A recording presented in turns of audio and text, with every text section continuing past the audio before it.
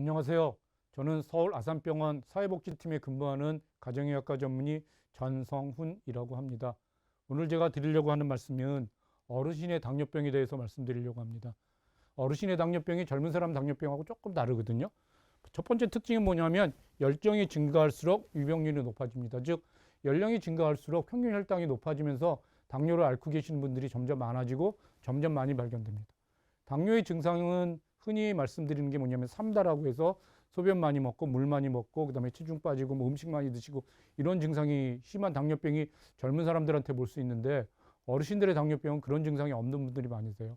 그냥 내가 소변을 자주 보는 것 같다 아니면 조금 피곤한 것 같은데 근데 건강검진 했더니 나한테 당뇨병이라고 한다 이렇게 진단되는 경우가 아주 많으세요. 어르신들 경우에는 증상이 없는 경우가 많이 있고요. 그다음에 두 번째 특징이 뭐냐면 치료가 점점 어려워지는 것 같아요. 당뇨병이 있으신 분들도 내가 옛날에는 조금만 노력하면 조금만 운동 열심히 하면 식사 조금만 조절하면 그 당뇨 조절이 잘 됐는데 나이가 들면서 먹는 약도 점점 늘어나고 효과가 있던 약도 효과가 없어지는 것 같고 이런 말씀들을 많이 하세요. 특히 식후혈당이 잘 조절되지 않는다고 이런 불만들을 많이 얘기하십니다.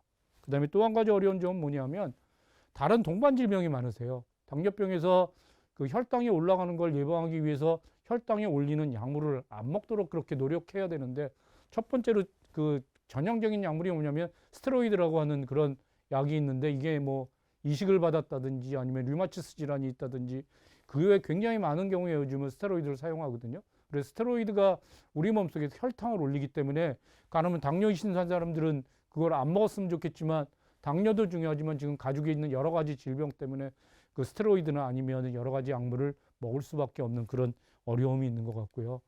그 다음에 또 한 가지는 당뇨를 하기 위해서 약도 중요하지만 우리가 운동도 열심히 해야 되고 식사 조절도 잘 해야 되는데 운동이 뭐 무릎이 아프다든지 아니면 여러 가지 질병 때문에 못 움직이는 경우도 많이 있고요. 식사 조절을 해야 되는데 뭐 집에서 먹는 것도 아니고 여러 가지 식사 조절에 어려움을 호소하시는 분들이 많으세요. 그래서 어르신들의 당뇨병은 여러 가지 문제가 있긴 하지만 점점 많아지면서 점점 그 관리하기가 어렵다고 많이 그런 어려움들을 많이 호소하세요. 그래서 당뇨병을 치료하기 위해서 우리가 당뇨병을 관리하기 위해서 제일 처음에 말씀드리고 싶은 건 식사예요. 식이요법은 중요한 게 뭐냐면 규칙적으로 균형 잡힌 식사를 하는 게 중요하세요. 규칙적으로 식사한다고 하는 거는 시간에 맞춰서 하루에 3번, 간식한다면 간식까지 포함해서 그렇게 하는 거 규칙적이라고 하는 건 양도 그렇게 크게 변하지 않도록 과식하지 않도록 적게 먹지 않도록 그렇게 하시면 좋겠고요. 그 다음에 균형 잡힌 식사라고 하는 건 뭐냐면 식사를 구성하는 성분이 여러 가지가 있는데 탄수화물, 단백질, 그 다음에 지방, 그 다음에 무기질, 그 다음에 비타민 이런 게 여러 가지가 있는데 그런 모든 그 구성 성분이 다 들어가도록 했으면 좋겠고요. 제일 중요한 거는 당뇨 때문에 내가 식사를 안 한다고 해서 영양이 부족해지면 이건 아무 소용이 없으세요. 당뇨보다 더 나쁜 것이 생길 수 있습니다. 제일 처음에 말씀드리고 싶은 건 뭐냐면 탄수화물이에요. 탄수화물은 우리 몸속에서 어디서 제일 많이 쓰냐면 머리하고 그 다음에 심장에서 제일 많이 쓰는 에너지입니다. 그래서 탄수화물이 부족하면 뭐 두통이 온다거나 여러 가지 증상이 생길 수 있기 때문에 탄수화물을 안 먹는 건 절대로 권고하는 사항이 아닙니다. 탄수화물을 먹어야 합니다. 꼭 먹어야 하는데 양이 중요한데 밥은 작은 고기로 한 공기 정도로 먹는 게 중요하세요. 그 다음에 밥을 먹으라고 하면 흰 밥은 안 뭐 당뇨에 나쁘니까 안 먹지만 우리 당뇨에 좋은 뭐 잡곡밥, 현미밥 이런 거는 당뇨에 좋으니까 얼마든지 먹어도 된다고 생각하시는 분들이 간혹 계시는데요. 탄수화물이라는 것이 어떤 좋은 탄수화물, 나쁜 탄수화물 이것도 중요하지만 더 중요한 건 탄수화물의 양이 중요하기 때문에 많이 먹으면 안 되세요. 꼭 먹어야 되지만 작은 고기 한 공기 그 이상 드시는 건 별로 권유하지 않습니다. 그 다음에 단백질은 충분히 먹고 식이섬유는 많이 먹도록 그렇게 노력해 주시면 좋겠어요. 단백질이라고 하는 건 뭐예요? 어육류라고 해서 생선이나 아니면은 고기 아니면은 두부, 우유 이런 거에 많이 들어있기 때문에 그걸 드시면 좋겠고요. 식이섬유는 야채류는 충분히 드셔도 좋습니다. 우리가 부족한 게 칼슘이 우리 몸속에도 제일 많이 부족하기 때문에 우유 제품, 요거트 등에 대해서는 많이 드시도록 노력을 하셔야 합니다. 그다음에 지금 제가 말씀드리고 싶은 건 뭐냐면 과일하고 견과류가 일반적으로 우리 건강에 좋은 식품으로 알려져 있어서 과일하고 견과류가 당뇨에도 좋다고들 생각하시거든요. 근데 과일은 과당이 많이 섞여 있기 때문에 그걸 마음 놓고 많이 먹으면 혈당이 많이 올라와져서 혈당 관리가 잘 안 되는 걸 관찰할 수 있고요. 그다음에 견과류가루가 하는 건 우리 고지혈증에 좋다고 해서 캐슈넛 뭐 이런 것들을 마음 놓고 그렇게 먹기도 하거든요. 근데 견과류도 많이 먹으면 한 주먹이당 이게 밥 한 공기보다 훨씬 많은 칼로리를 가지고 있기 때문에 이것도 마음 놓고 드시면 안 되는 겁니다. 그래서 중요한 건 규칙적으로 균형 잡힌 식사를 해야 하고 영양 부족이 생기지 않도록 그렇게 관리를 하셔야 합니다. 여러분들께서 당뇨라고 하면 어떤 식사를 하시도록 노력하시겠어요? 대개는 이쪽 식사가 우리 건강에 좋다고 생각하실 거예요. 이거는 지금 왜냐하면 왜 좋다고 생각하냐고 제가 여쭤보면 흰밥이 식사 잘 되고 그다음에 이건 순수하게 채식이니까 우리 몸속에서 훨씬 더 좋다고 생각하실 수 있는 그런 거예요. 여기는 지금 뭐 생선이 그다지 나한테는 소화도 잘 안 되고 이거는 기름도 있을 수 있으니까 이거보다 이걸 택하겠다고 말씀하시겠지만 우리 몸속에서는 아까 말씀드렸던 탄수화물, 단백질, 지방, 채소 다 들어있는 걸 먹어야 되니까 생선을 넣어서 단백질을 충분히 드셔야 해요. 그래서 이게 훨씬 더 균형 잡힌 식단이라는 걸 이해하시고 그다음에 우리가 이게 건강한 식단이라고 생각할 수는 없어요. 당뇨가 없으신 분들도 단백질을 충분히 드셔야 되는 의미에서 이렇게 드시도록 노력해 주시면 좋겠어요. 그다음에 그 연세가 드신 분들이 공복혈당하고 식후혈당하고 비교해서 어느 식에 더 관리를 어려워하시냐면 그 식후혈당을 더 훨씬 어려워하시는데 식후혈당이 관리가 잘 안 되면 뭐가 중요하냐면 대혈관 합병증이 생기는데 이거는 대혈관 합병증이라고 하는 건 뭐냐면 뇌졸중, 그 협심증처럼 큰 혈관이 막히는 그런 동맥경화가 생겨서 그 혈관이 막혀서 뇌졸중이나 동맥경화가 생기는 일을 관찰할 수 있거든요. 그래서 당뇨 합병증이 여러 가지가 있지만 그런 것들이 생기지 않기 위해서 식후혈당을 조절하는 게 중요한데 왜 나이가 들면 그렇게 식후혈당이 조절이 잘 안 되느냐? 제일 첫 번째 노화 때문에 그래. 노화라고 하는 건 뭐냐면 우리가 식사를 하면 식사 후에 그 인슐린이 정기적으로 좀 더 많이 분비돼 있거든요. 그런데 우리 몸속에 췌장의 기능이 감소해서 식사를 했는데도 인슐린의 양분이 충분히 분비되지 않기 때문에 혈당이 잘 떨어지지 않으세요. 그 다음에 또 한 가지 중요한 건 뭐냐면 우리 어르신들이 탄수화물을 너무 많이 드세요. 그거는 아까 취지에서 봤던 것처럼 채식은 좋고 기름진 건 나쁘다고 생각하는 그런 생각을 가지고 계셔서 무조건 감자, 그 다음에 뭐 아까 보였던 것처럼 밥 이런 것만 먹으려고 하고 나물 이런 것만 먹으려고 하고 그 다음에 고기나 이런 것들은 나한테 소화도 잘 안 되고 물론 소화도 잘 안 되시는 면도 있어서 그런 면이 있긴 하지만 육식은 나쁘다고 생각하니까 되게 이렇게 드시는데 탄수화물이 너무 많아요. 그 다음에 우리가 많이 먹을 수 있는 뭐 밥, 떡, 국수, 그다음에 빵 이런 것들이 다 먹기 좋고 맛있고 편하기는 하지만 탄수화물로 이루어져서 혈당을 많이 올린다는 거 꼭 기억해 주시면 좋겠고요. 그래서 아까 말씀드렸던 규칙적으로 필요한 만큼 드시는 게 중요해서 많이 드시지 않는 게 중요하고 그 다음에 적게도 먹으면 안 돼요. 체중이 줄면 안 되는 것도 굉장히 중요하다고 말씀드릴 수 있겠어요. 운동은 어떻게 하느냐? 이거 일반적인 운동의 원칙이에요. 일주일에 300분 정도 운동하시도록 노력하시는 게 좋겠고 그 중에서도 그 걷기는 조금 운동이 부족한 면이 있으니까 땀이 나는 듯하게 운동하시도록 그렇게 노력해 주시면 좋겠고 그게 빨리 걷기, 자전거 타기, 수영 연습하기예요. 이거 하시면 해보시면 알겠지만 한 10분만 하시면 땀이 축 나게 돼 있으니까 일단 그렇게 하시면 좋겠고요. 천천히 걷는 거는 물론 뭐 무릎이 아프시거나 허리가 아프시다고 해서 그렇게라도 하면 좋겠지만 더 하실 수 있는 분은 좀 더 빨리 걸으셨으면 좋겠고 운동을 좀 더 하실 수 있는 분들은 등산, 배드민턴, 줄넘기 이런 것들을 150분 한 번 했을 때 30분 정도 해서 그렇게 시간을 좀 줄여 하셔도 좋고요. 그 다음에 이런 것도 다 안 되셨으면 최소한 한 번에 10분 정도 운동해서 이런 걸 여러 번 모아서 일주일에 300분이 될 수 있도록 그렇게 열심히 해주시면 좋겠고요. 그 다음에 집안일도 할 수 있으면 그것도 운동 효과가 있는 걸로 알려져 있으니까 운동을 하시도록 그렇게 하시면 좋겠고요. 이게 일반적인 운동 원칙이고요. 그 다음에 당뇨 환자에서 특별히 더 말씀드리고 싶은 게 여러 가지가 있는데 첫 번째로 연세가 드셔서 당뇨가 진단되면 이제 이제부터 내가 당뇨를 없애버리기 위해서 당뇨를 몰아내기 위해서 운동을 아주 열심히 해야지 하고 이렇게 당뇨가 진단됐을 때 운동을 새로 세게 시작하려고 했을 때 제일 문제가 되는 건 뭐냐면 과연 내가 운동을 할 수 있는지 그 운동이 우리 몸이 버틸 수 있는지를 검사해 보는 게 중요하거든요. 그래서 그때 꼭 필요한 게 뭐냐면 연세가 드신 어르신들은 운동부하 검사를 하고 그 본격적인 운동을 하셔야 합니다. 운동 부하 검사라고 하는 건 뭐냐면 내가 이만큼 운동했을 때 우리 몸속이 버틸 수 있느냐, 특히 심장에 문제가 없는지를 확인하기 위해서 하는 검사인데, 러닝머신에 올라가서 심전도를 쭉 차고 그 다음에 뛰면서 걸으면서 그 다음에 심장에 부담을 주는 건데, 심장에 부담을 주는 건 맥박수가 우리 나이에 비해서 되게 어르신들 같은 경우에 100회가 좀 넘어서 110회나 120회 정도 되게 됐을 때 땀이 쭉 나는데, 그때 가슴에 통증은 없는지, 심전도에서 그 심장으로 가는 혈액이 부족한 게 나타나지는 않는지, 그런 걸 해서 그런 걸 확인하고 난 다음에 운동을 서서히 늘리셔야 합니다. 이게 1번.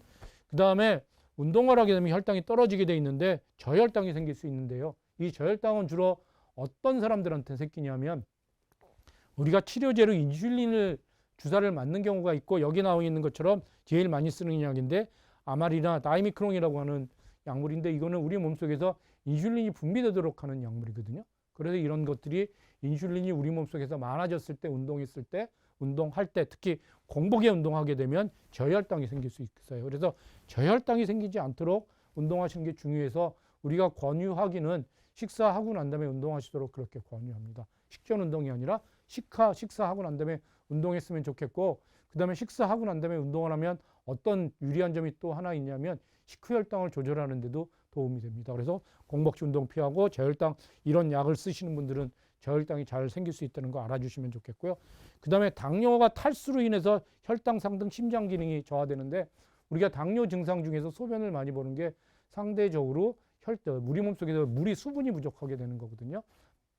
그래서 당뇨 환자분들은 운동하시면서 목마르시기 전에 물을 드시도록 해주시면 좋겠어요. 그래서 탈수되지 않도록, 탈수가 되면 이런 여러 가지 문제가 생길 수 있기 때문에, 그래서 탈수되지 않도록 주의하면서 물을 꾸준히 먹어가면서 10분이나 15분 간격으로 물을 먹으면서 운동하시도록 그렇게 해주셨으면 좋겠고요. 그 다음에 당뇨 환자들한테만 생기는 또 한 가지 문제는 말초신경병증이라고 그래서, 우리가 발이 다쳐도 모르는 그런 문제가 생기세요. 그래서 발에 상처가 생기는 거, 새로운 신발 신고 그 다음에 열심히 걸었는데 발에 상처가 났는데 그걸 몰라서 그걸로 인해서 발이 점점 문제가 생겨서 곪고, 그 다음에 감염이 낫지 않아서 다리를 잘라야 되는 그런 경우가 생기기 때문에, 그런 것들을 조심하셔야 되는 게, 당뇨 환자들이 운동에서 일반적인 운동도 하지만 그 다음에 이런 것도 조심하셔야 하고요. 그 다음에 당뇨 환자들은 아까 말씀드린 유산소 운동만 하는 게 아니라 더해서 그 근육 운동도 같이 하시도록 그렇게 신경 써 주시는 게 좋겠습니다. 그래서 근육 운동도 병행하시도록 그렇게 하시면 좋겠습니다. 그 다음에 이제 부작용들에 대해서 한번 말씀드리고 싶은데, 우리가 당뇨 조절을 잘 못하면 제일 문제가 되는 게 고혈당 현수예요. 혈당이 너무 높아서 문제가 되는데, 67세 남자 환자예요.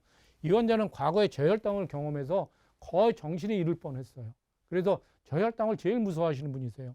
그래서 어저께 저녁에 어지럽고 힘이 없고 이렇게 생기는데, 아마도 이게 내가 아침에 운동을 좀 더 많이 했나, 식사를 좀 적게 했나, 그래서 저혈당이라고 생각하셨어요. 그럼 저혈당이 오면 생각하는 게 뭐냐면, 내가 인슐린 때문에 저혈당이 생기니까 인슐린 끊고 그 다음에 혈당이 낮아졌으니까 식사를 많이 해야 되는데 탄수화물을 많이 드시는 거예요. 짜장면을 많이 드셨어요.